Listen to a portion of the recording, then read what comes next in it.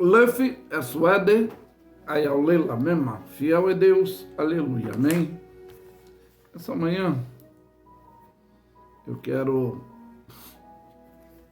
trazer um tema e tentar explicar um pouco quando o Senhor disse: no mundo tereis aflição, mas tende bom ânimo.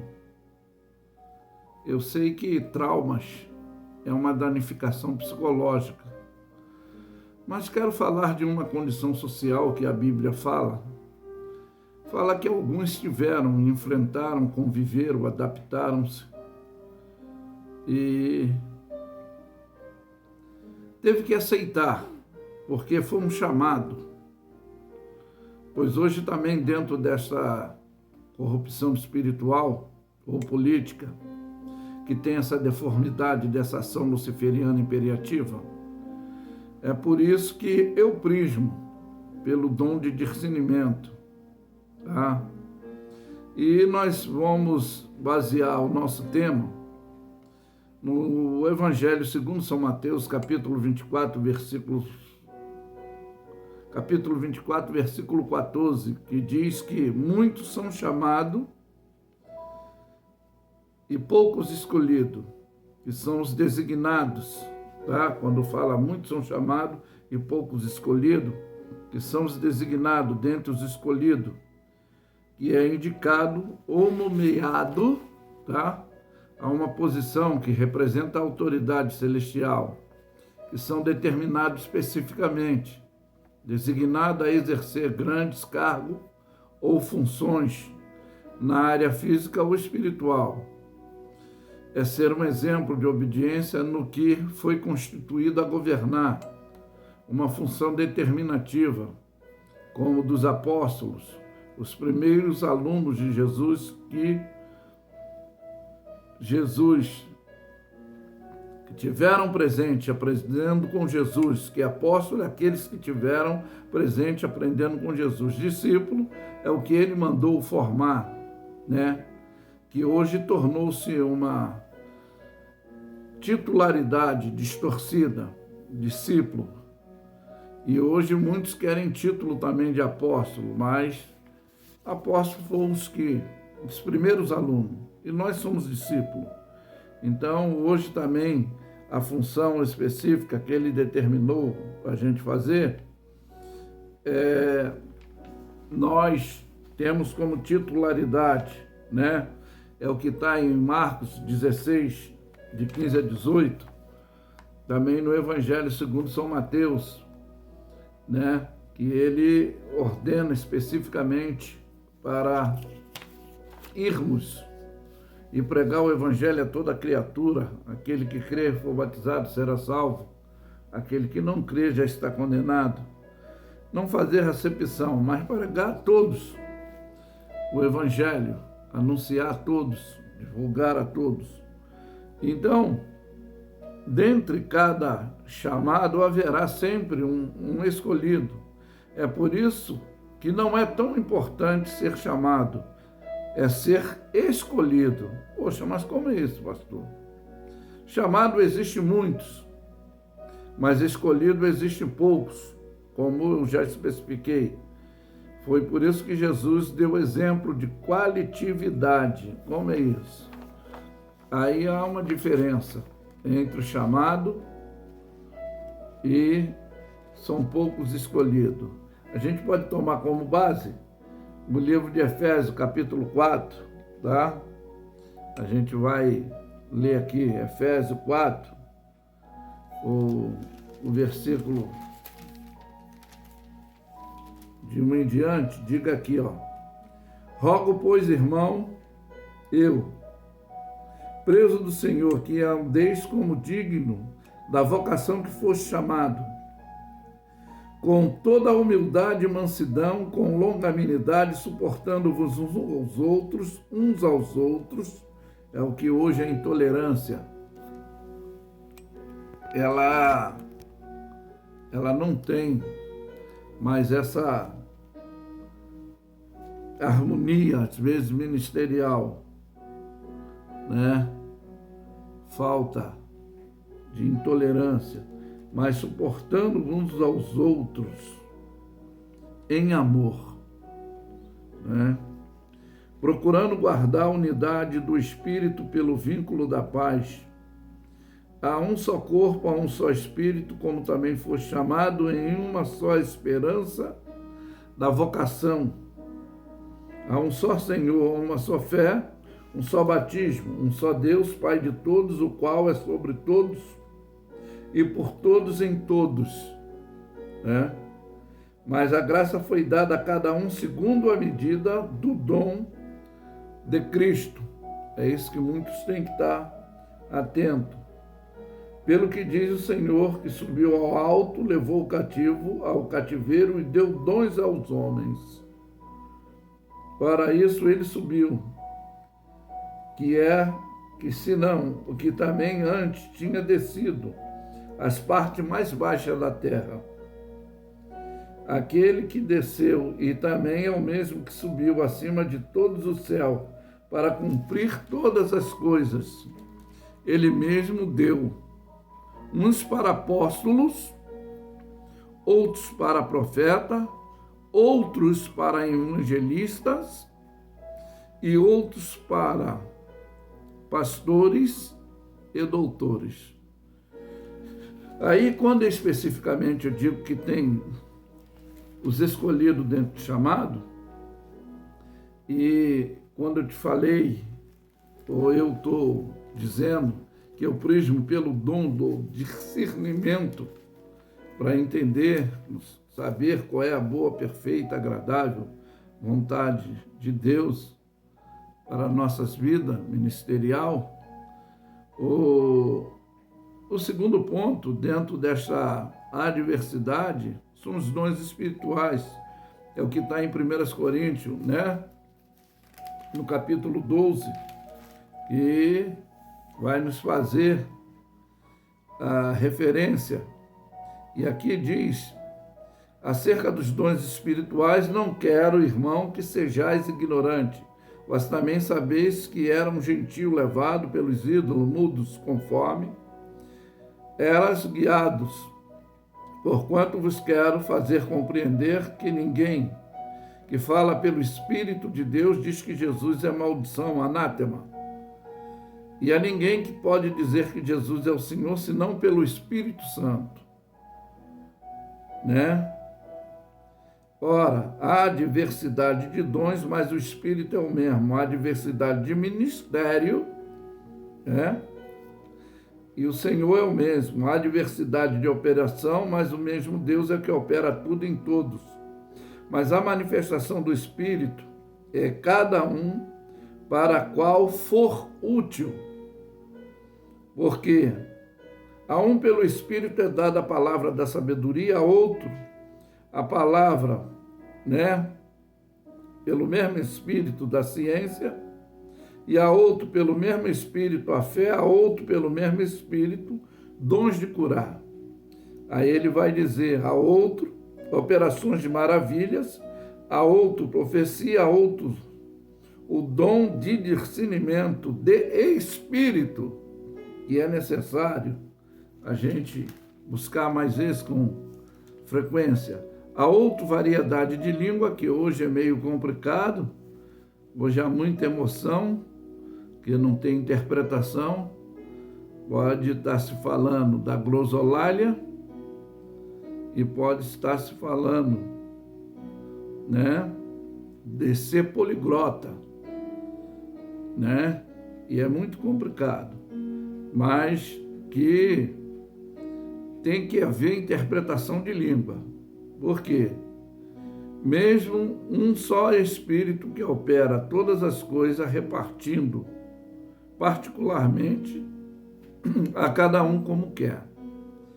Então, quando eu estou especificando que muitos são chamados e poucos escolhidos, há os escolhidos dentro do chamado, é dentro dessa função especificamente para ver, como diz também no versículo 12 em diante, um outro ponto que deve ser preservativo, a unidade do corpo. É que Deus, a gente fala que tem amor de Deus. A gente não tem o amor que Deus tem pela humanidade de entregar o seu filho. Nós somos arrogantes, egoístas, e o amor de Deus não faz acepção de pessoa. E tanto é que a orientação aqui, que foi dada à igreja do Alto Coríntios, que fala da membresia, porque um só corpo, né, tem muitos membros, e todos os membros, sendo muitos, são um só corpo, e assim Cristo também é. Pois todos nós fomos batizados em um mesmo Espírito, formado em um corpo, quer judeu, quer grego, quer servo, quer livre. Todos temos bebido, recebido, né, do mesmo Espírito, porque também o corpo não é um só membro, mas muito. E se o pé disser que não sou mão, não será por isso do corpo, né? E se a orelha disser que não sou olho, não será por isso do corpo. Se todo o corpo fosse olho, aonde estaria o ouvido? Ou se todos fossem ouvido, aonde estaria o olfato? Mas agora Deus colocou os membros do corpo, cada um deles, como quis, e todos fossem um só membro, aonde, se todos fossem um só membro, aonde estaria o corpo? E o olho não pode dizer à mão, não tenho necessidade de ti, ainda a cabeça aos pés, não tenho necessidade de vós. Antes, os membros do corpo, que parecem ser mais fracos, são necessários, né? Mas nós, na realidade, é o que está aqui, ó, é o que reputamos serem menos honrosos no corpo, esses honramos muito mais aos que não são menores, não são menos decorosos, damos muito mais honra. Aí ele diz, porque os que em nós são mais honrosos não têm necessidade disso, mas Deus assim formou o corpo, dando muito mais honra ao que tinha falta dela. Então, quando a gente tenta entender isso, não é para haver divisão, mas é dentro dessa união. Ele diz, para que não haja divisão no corpo, mas antes tenha os membros igualmente cuidado uns dos outros, de maneira que um membro padecer, todos padecem. Se um perecer, todos vão perecer, né? Se o membro é honrado, todos também serão. Os membros se regozijam com ele. Ora, vós sois corpo de Cristo e seus membros em particular.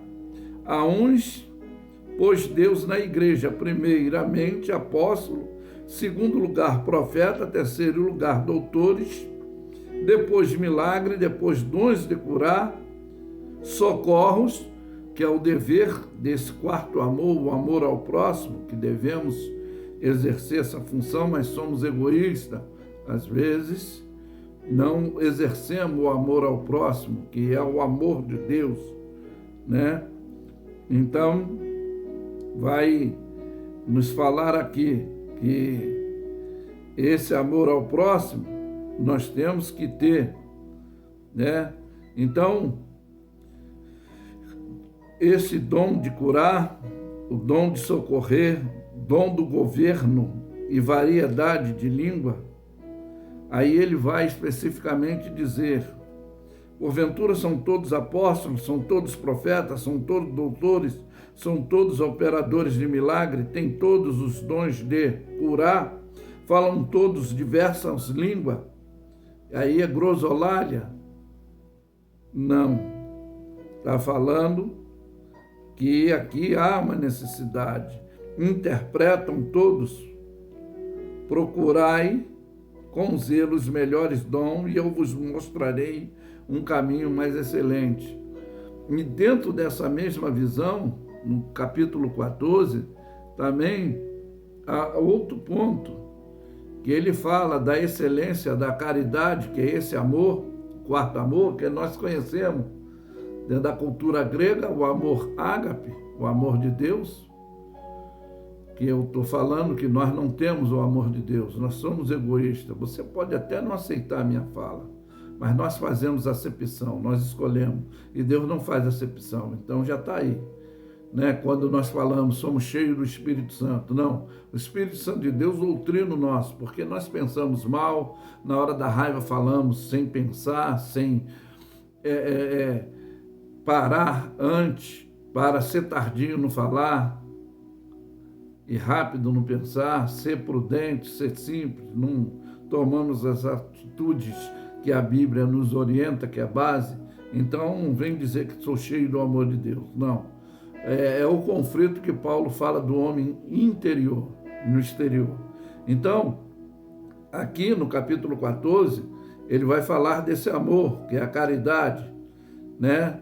Que é o dom espiritual que principalmente é necessário, o de profetizar, mas o que fala em línguas estranhas, ou ser poliglota, ou grosolalia, que é a língua de Deus, que é o que fala em línguas estranhas, ele só edifica a si mesmo, não edifica a igreja.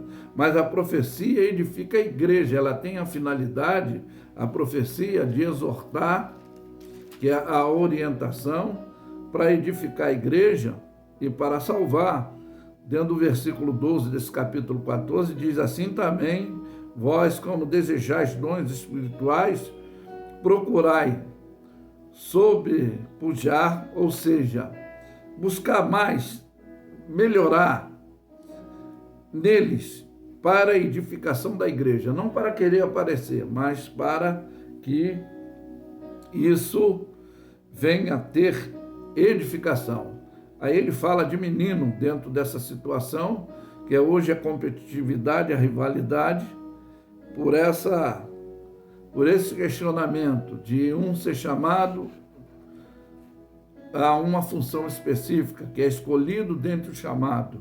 Então muitos não me entendem, né? O porquê ele relata isso. Mas eu estou falando isso rapidamente para que vocês entendam. E ele fala dessa unidade de ordem também no culto, que há uma necessidade. Porque no versículo 31, ele mesmo diz, podereis profetizar uns depois dos outros, para que todos aprendam e todos sejam consolados. E o espírito dos profetas estão sujeito aos profetas, né? O Espírito de Deus sujeito aos profetas.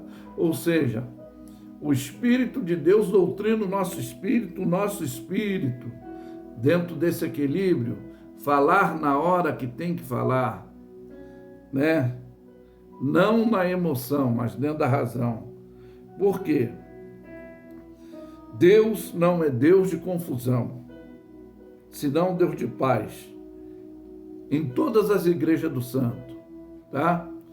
E o versículo 37 vai dizer, ó, se alguém cuida ser profeta ou espiritual, tá? Reconheça que as coisas que vos escrevo são um mandamento do Senhor. Mas se alguém ignorar, ignore, né? Que continue na meninice, na falta de crescimento espiritual. Eu poderia citar aqui para a gente encerrar, como eu falei, muitos são chamados e poucos escolhidos, e tem os escolhidos dentro do chamado. Você vai entender o chamado assim do profeta. Falei de profeta, vou começar com o profeta Jeremias. O profeta Jeremias diz que foi dentro do ventre, Deus já o conhecia, Deus chamou dentro do ventre da mãe. Nós vemos que João Batista também já foi profetizado, foi o último dos profetas, que hoje nós temos dons de profetizar, não profeta, mas como no passado, né? Ele veio para preparar o caminho do Salvador. Uma liderança de função também específica missionária, a gente poderia falar de Abraão, que se formou uma grande nação, que era uma promessa, através de continuidade de Isaac e Jacó. Vocês sabem que o cumprimento da profecia, para dar continuidade da história de José, e Moisés, que é o cumprimento dessa promessa, tirando o povo para levar à terra prometida, né? José é um antitipo de Cristo como Salvador. O próprio Josué teve que mudar o nome dele, né? Que foi um líder escolhido, designado para o cumprimento de profecias bíblicas. Bom, reino representativo de eternidade como de Davi, em Atos dos Apóstolos, que fala do sucessor que é Jesus, você pode conferir comigo, que é coisa que muitos não entendem. O capítulo 2, tá? Aqui de Atos, muitos não entendem. Acha que o sucessor desse reino eterno seria Salomão. Não tem nada a ver com Salomão. Quando ele fala que não faltaria no reinado de Davi, que a eternidade do reino seria, está falando desse legado de cumprimento da palavra de Deus. Aqui do versículo 29, diz assim: varões e irmãos, seja-me lícito de dizer-vos livremente acerca do praticar de Davi, que ele morreu e foi sepultado entre nós, está até hoje na sepultura, sendo, pois, ele profeta, sabendo que Deus havia prometido com juramento que o futuro dos seus lombos, que o fruto dos seus lombos, sua carne, levantaria o Cristo para assentar no seu trono. Aí vocês talvez não entendam.